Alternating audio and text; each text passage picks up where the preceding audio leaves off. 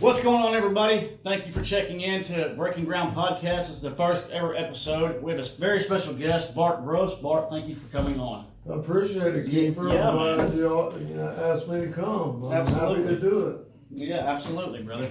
So we're going to talk a little bit today about recovery in life and life after addiction. So let's start off with, where are you from? I'm from Little Rock, Arkansas. Little Rock, Arkansas. Okay, so when were you born in Little Rock, Arkansas? In 1965. 65. Wow, you are a lot older than I am. That happened. Yeah, that does happen. That does happen. So let's talk a little bit about family. You have one daughter, right? Yeah. One daughter. Okay. What's her name? Emily. Emma. Emma. Okay, Emma. Nice, man. Nice. So tell me about your childhood. How was that? It was okay. I grew up in a kind of, not kind of, I grew up in a privileged family, but when I was very little, I have a brother and a sister, and when I am 8 and 10 years younger than them, so I was literally the baby of the family. Right. When I was young, probably around 5, 6, I would get woken up quite often in the middle of the night, and we'd all pile in, my mother, my brother, sister, and myself, into the car, and we'd go down the University Mall parking lot, which was closed. Right. I mean, no cars there, and I would get to sit in my mom's lap and steer the car, Right. and I thought it was just the coolest thing in the world, and it was really cool.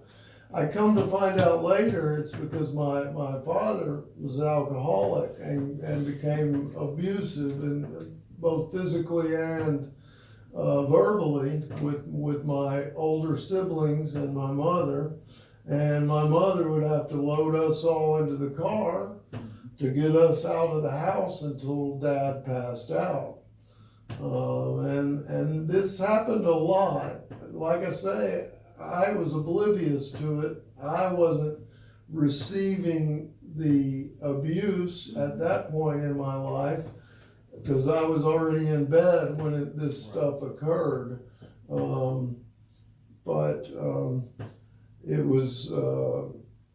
looking back on it, and it informed the way I dealt, most likely in my alcoholism and addiction. It tends to be a family disease and can be passed down that way, as I understand it. Yeah, speaking of passing down from, family genetics and all that good stuff, I have an uncle who unfortunately, he has passed away by now. He was on drugs really bad, and fortunately he was sober whenever he finally did pass. It's just, I don't know what exactly happened, but he did get sober, and then I guess it caught up with him, and he finally got him. Then my aunt on my dad's side, she is still to this day, I believe, in active addiction. So I strongly believe in that. Whether it's true or not, I'm not sure. As far as like scientific data on that, I don't know. But I do know that there is something out there like that. Speaking of family, I didn't have an abusive childhood myself. It wasn't abusive at all. My parents did get divorced when I was 13 years old. That was a bad divorce. But it definitely played a significant role in life going forward for myself, as it did with you, I'm sure. So that's something that is very hard on people, is past life trauma, and I think deals a big blow to certain individuals, with addictive personalities. So when did you first start using or drinking? When did you first start doing that? I started smoking pot about 13. Didn't smoke it a whole lot, but by the time, and the first time I drank, I believe I was 14. Someone had stolen a bottle out of Mom or Dad's liquor cabinet of one of my friends in the neighborhood, and believe I blacked out that night, but they came early in life for me. But I certainly experienced my first hangover the next morning, and that was pretty rough, as I had some obligations I was supposed to deal with early in the morning. So I'm first time drinking off the bat, I'm already screwing up, my obligations, Oh, yeah. No, I didn't get fired because I was 14. It wasn't that, but by the time I was 15, I was drinking, smoking pot regularly, taking acid regularly, semi-regularly. Acid. Yeah. Wow. That's one thing I've never ventured into is acid. That's one thing I never did. But go ahead. It was there, and I gave it a go, and for whatever that's worth. But and all the other drugs came after that. Not long after that. I mean, definitely by the time I was mid-15s, definitely by the time I was 16, name a drug, I was doing it. If I could get my hands on it, it was happening. Right. Okay. Well, yeah, it started with me with a broken hand, actually. A broke hand sent me to the doctor, and then one thing led to another. You know how that goes. It spiraled out of control. I was 21, 22 when that happened. And I didn't venture out far from what they initially put me on. That just was never my cup of tea. It just never suited me right. I didn't like smoking pot. I didn't do any of that good stuff. I just liked my opiates. And that career span 9 years. 8.5, 9 years. So definitely a long time. Definitely a very, very long time. Now, what type of impact did it have on your family as this disease progressed? My disease impact on my wife and daughter. Right. Yeah. I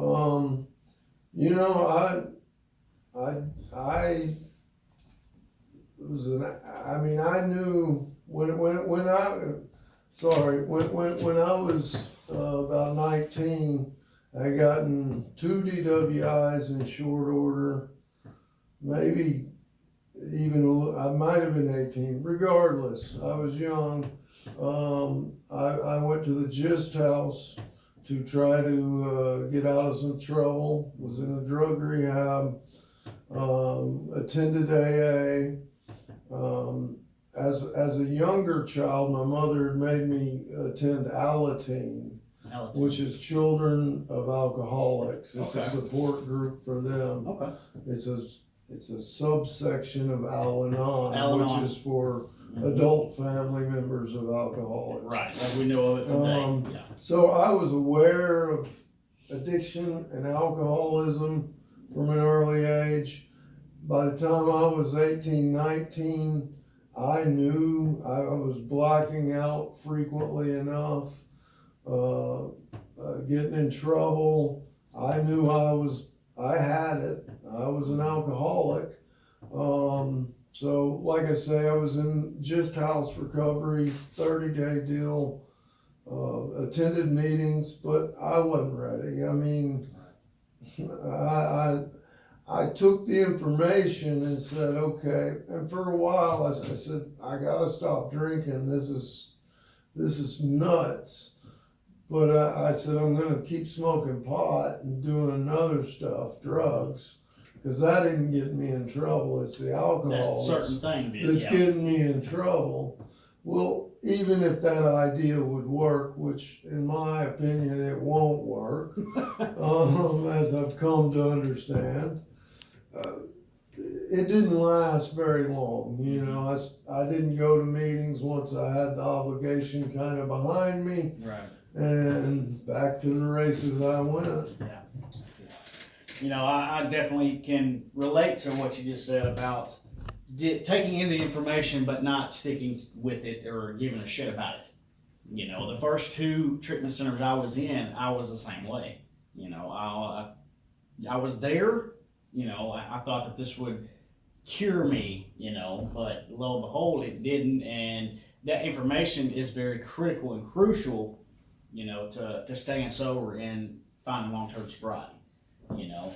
And the first actually the first 2 times I was in rehab, I went to rehab, and I took all this information down, thought I had it, you know, didn't go to any meetings at all. I just thought, yeah, I know what 12 steps are. I have studied them for 30 days, which is not long enough, as you know, and I thought I had it, and lo and behold, I didn't, you know, and I was right back to the races, you know.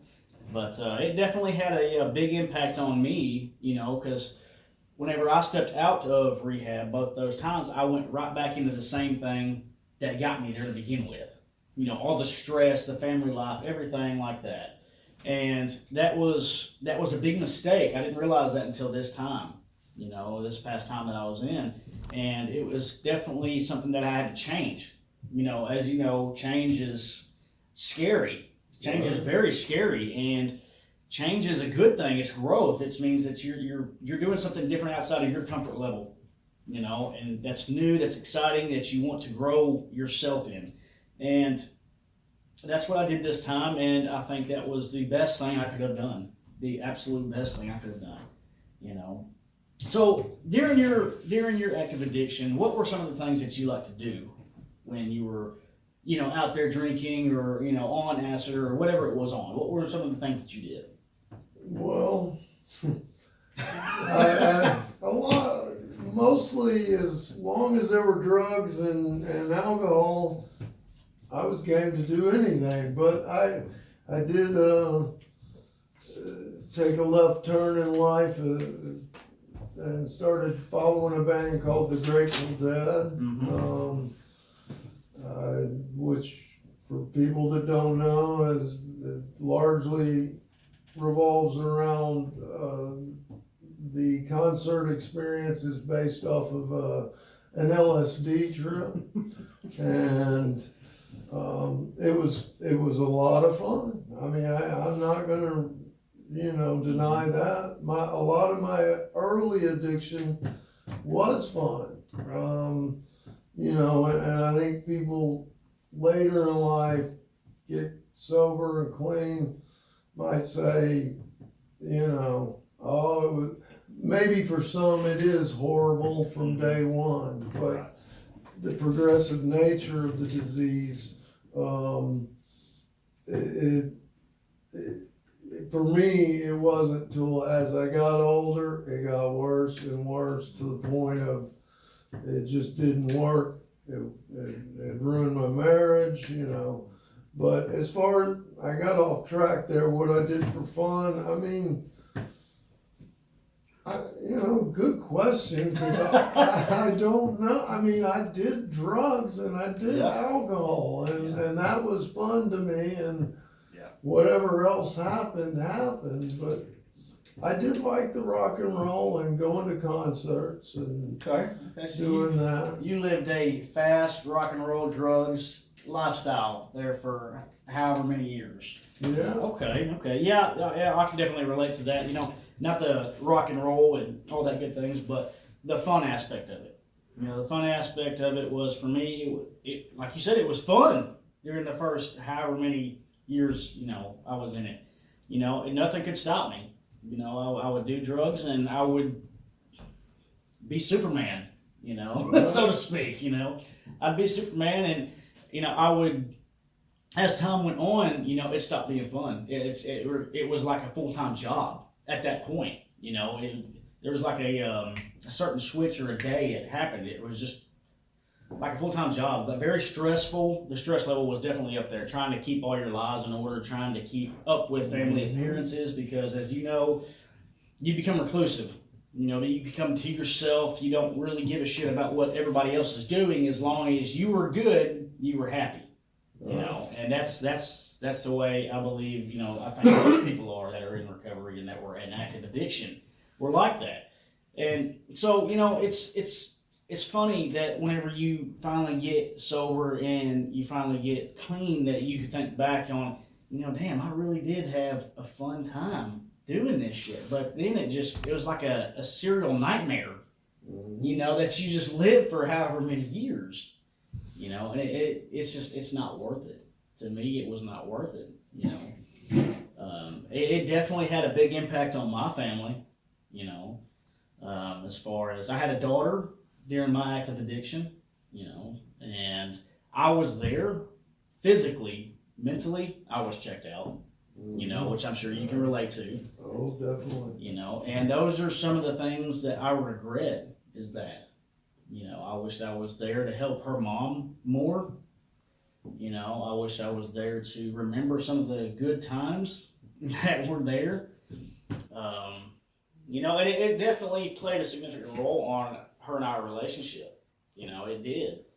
And, you know, I do miss that, you know, but I can't change it. You know, what's happened has happened. But I do miss it, you know, as I'm sure you do as well. You know, looking back on it, I just wish I could have done things a whole lot differently. I wish I would have stopped being so stubborn and actually listened to these people that were in recovery at the time that I was there in rehab. I wish I would have just listened because I didn't give a shit. I didn't care about what you said. I didn't care. Right. You know, I was just whatever I wanted to do, I was doing it. You know, I had a one-track mind. You know. Job-wise, how are you in your jobs? I mean, how did it go throughout, you know, the years? You know, a lot of people lose their jobs, and partially, when I was younger, I worked in the restaurant industry. Later on in life, construction, primarily residential. Okay. So I didn't have a problem showing up for work and being productive, and the jobs, the industries I worked in or had to still work in, somewhat allow alcohol and drug use as long as you're producing. Right. It's kind of, people turn a blind eye to it to some degree. You know, I'm gonna stop you right there. I think that's a lot of places around in today's world. You know, I really do. You know, because I know, especially in my job, and I'm not going to name the job, but in my past jobs, you know, as long as you were there showing up and doing your job, they didn't care. You know, they did not care whatsoever. Like you said, they turned a blind eye. But continue, I'm sorry. No, that's fine. But, you know, addiction and alcoholism, it affects people differently. And you know, I was at this for 40 years, from age 15 to age 55. Early on, I knew I was an alcoholic addict. But like I say, I picked up this information and I said, I'm not going to make the mistakes my father made, because I know about this. Because I honestly, I don't believe my father knew until the very end. Right. And he didn't think or he was an alcoholic. Mm-hmm. He thought everybody was like him in that regard. Right. You know, it was just, we were also talking the 60s, and life revolved around work, cocktail party, work, cocktail, you know, it was like, it seemed like the norm for me growing up. You know, I moved to a big city, and so I kind of solved the DWI problem. Okay. You know, so I was able to skate by, and you know, because of the progressive nature of it, my wife put up with it. We were young, but once we had our daughter, that's when it started to fall apart. And plus, at the time of her birth, I had, on top of alcoholism, had developed an addiction, active addiction to opiates, which, similar to you, lasted about 9-10 years. Didn't think I would get strung out, addicted, but one day I went to work, hadn't had any for a couple of days, Yep. didn't think about it, and I was sick as a dog. I was dope sick. Yeah. And I said, oh shit, I've done it now. Yeah. And from that point on, like you were talking about, it was a job. I had to make sure I had the money lined up, Mhm. the connection lined up. I had to have my medicine so I could pay the bills. Right. And yes, of course, I'm also an active addict. It's not, there was a selfish, like, I like this, so I want to keep getting high. Right. But towards the end of that, because I didn't have enough money, I basically was just maintaining it to keep from getting sick, to be able to maintain some. Kind of hoard off or defend off the dope sick. Yeah. Right. Yeah. Yeah. Yeah. I've definitely been, that way. It was. I remember getting paid, and I made decent money. I really did. Made decent money, and I remember as soon as that paycheck would drop, and this is how addicts think, or this is exactly how I thought. I knew when that paycheck was going to hit the bank, down to the second. I knew when it was going to hit. That way, I could leave work. 'Cause at the time, I was working nights.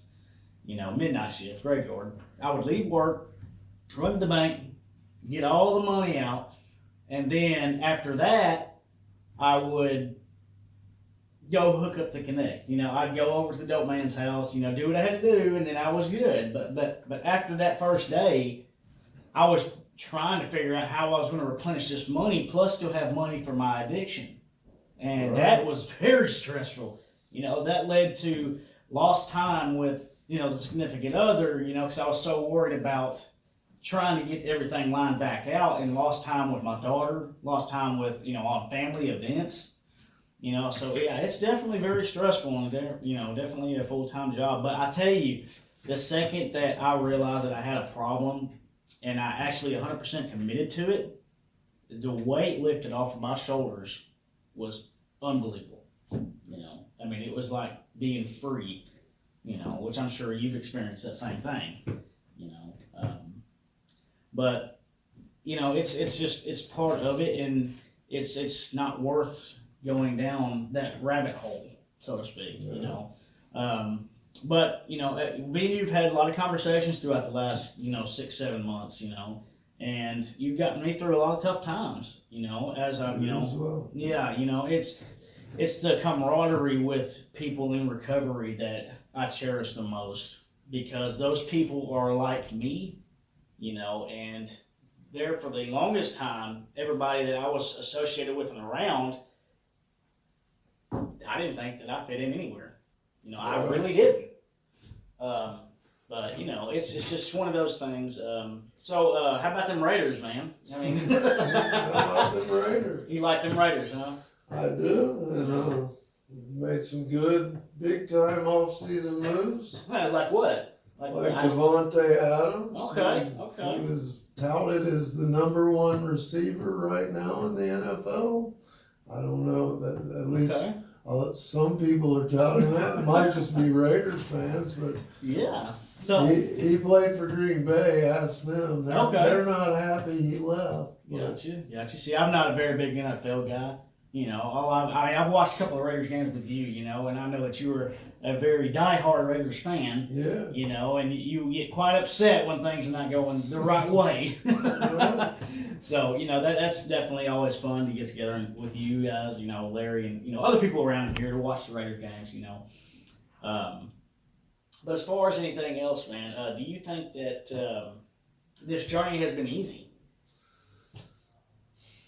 It's going to be different for everyone, whatever stage you're at. For me personally, this time, and I've got 20 years on you, something like that. At least, or better than that. At least. I had a pretty good motivation. I've known I've had a problem, an addiction, alcoholism for many years, and it had really gotten to the point where, you know, I'm not suicidal, never have been, didn't go there, but it was like, I'd thrown up my hands and said, well, I guess I'm just gonna be an alcoholic the rest of my life, and no one's gonna be around me, and I'll die soon, and fuck it, you know.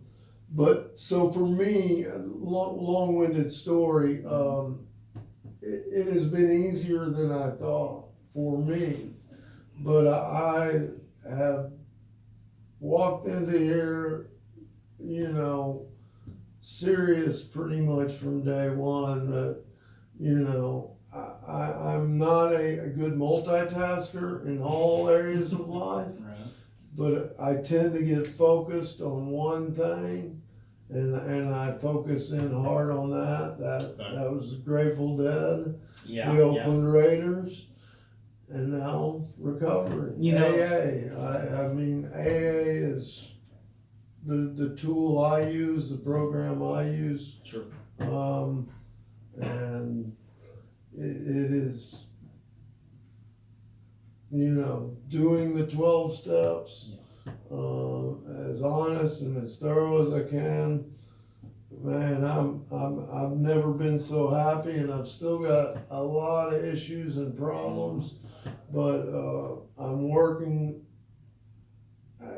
Now I feel like I'm at a point, I'm not working on the addiction, the alcoholism, I'm working on my unmanageability of life. Ooh, that's good. That's what comes up for me now. I've I had a real bad Friday, 3 days ago or whatever. Right. And I didn't think of getting high or getting drunk, and I was out of sorts, pissed off, resentful. I mean, it was a bad day. 5-6 months ago, I would have gone right to like, oh man, I'm gonna go get some drink in me and knock this out. Most definitely. But that's, in my opinion, through the power of working the 12 steps of Alcoholics Anonymous, and you know, so I am today. I'm more focused on emotional sobriety, because if this thing was about being sober or clean and sober and kind of gritting your teeth and getting through life and doing what you have to do without much joy or happiness, Yeah. hell with that. Right. I'm going back out. I'm gonna get drunk. I'm gonna Almost get high. immediately. What's the point? Right. And I'm finding that I have more peace of mind than I think I've ever had in my life. You know, you mentioned emotional stability. You know, that's something that I am still working on. You know, that, and just like you said, the manageability of life. You know, obviously I'm not perfect in any way. I'm not saying that I've mastered this program, because I'm not. You know, and I will admit I have had some time where every now and then I guess kind of been lazy. You know, with with just working the program. You know, and I always go to meetings, but as far as continuing pushing, you know, I have had lulls in that span of time. You know, the time that I've been clean. But the point is that I keep pushing forward. I keep going forward. I don't let things bother me like they used to. You know. Now the emotional side of things, yes, I am still working on that every day. You know, some of the things that still bother me are, you know, things with my daughter. You know, that is a big part to me. You know, and that's hard to overcome. You know, to fight through that pain and fight through all the nonsense. You know, and trying to get to see her. You know. And it will get easier. I know that It does, you know, and it somewhat already has gotten easier, but it will become a lot easier as time goes on. You know, I just have to remember to keep pushing forward and keep doing the right thing. And I want to. You know, there hasn't been one day where I've thought about getting high again. Not one. You know, I mean, I have fun being in sobriety. I love being in sobriety. I love learning new things, you know. And especially the book, you know, this one certain individual always told, and you know who this individual is, you know, he said, it was a big book study. He said, you know, what in this book can you relate to? You know, and he said, as he was reading, he would stop dead serious. He's like, yeah, that was me, you know, to a T, you know, and that really helped me understand that book a lot better. You know, obviously I still have a lot of the book to go and to understand, because that thing's like multi-layered. You know what I mean? I mean, you'd read the book and you would understand just the surface of it, but there's 10 times more meaning and layers to it than just that, you know. And that's kind of discouraging at first to newcomers coming in, you know, because there's a lot to it. And what's funny and what's still mind-blowing to me is that this book was written in, what, 1936, 34?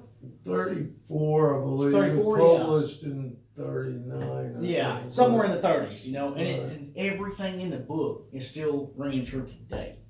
Yeah. That is mind-blowing to me, you know. So, you know, it's a day-to-day process. It really is. But the main thing is that you just have to keep pushing forward and keep going forward and keep reach out to those resources that you have, your toolbox. You know, reach out to people that like you or anybody in the AA community, because somebody's going to pick up the phone. Somebody's going to talk to you, you know, or get your ass to a meeting if you need it. You know, that type of thing, you know. So, and being in a sober living environment is a blessing, you know. I agree. You know, it's a safe haven, you know, for as long as you need it, you know, until you progress far enough to where you think you have everything under control and your manageability of life is a lot better, you know. So definitely those things right there are a key factor in sobriety, I believe. Yep. Yeah. So any new plans, anything coming up that you need goals or anything like that? No, I try to keep it simple. Just keep it simple, yeah. I really do. I'm waiting to figure out if I'm going to be married much longer or not. My wife is in Al-Anon. 12-step program, just exact same 12 steps as AA. She has a sponsor, as do I, and she feels that we need a year, work the 12 steps, then we're going to have a talk. That's hard, you know, but it forces me into a position that I just have to look at today and try not to look too far down the road, because that gets me in a bad headspace where I don't want to be. Plus, I got geographical. I don't know if I'll live in Little Rock. I go back to Hot Springs. Very much limbo, and for me, in a lot of ways, and it's made me force myself, or you know, to ask my higher power to, you know, give me direction, to be patient, to wait. I've got to just focus on right now. So, you know, I don't have any big plans. I hope to, you know, going to your, you know, you talking about your daughter is, you know, I think it's hard no matter how many years you missed out because of the addiction. But I think you know, you got an opportunity where, you know, she's still young. My daughter is 16.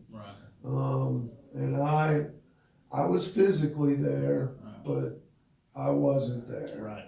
I was selfishly focused on feeding my addiction and my alcoholism, and not there for her.